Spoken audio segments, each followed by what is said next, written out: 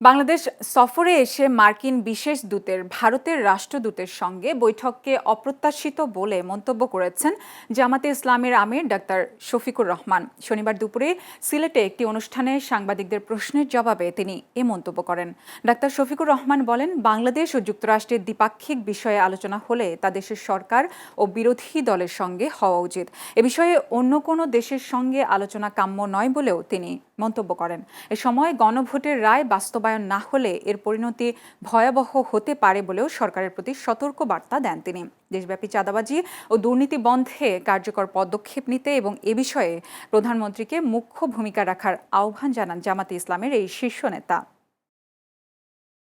একটা স্বাধীন সার্বভৌম দেশে আমাদের সরকার যদি নলেজে নিয়ে কোনো কিছু করে সেটা ভিন্ন, আদারওয়াইজ এটা অপ্রত্যাশিত। তারা তো ইন্ডিয়া বসে কথা বলতেই পারেন, তিনি তো ইন্ডিয়ার রাষ্ট্রদূত।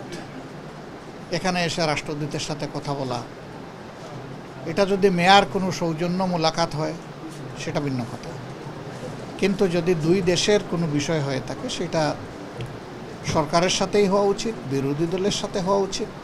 পার্টিকুলার কোনো দেশের কোনো কূটনীতিবিদের সাথে এটা আমাদের কাম্য না।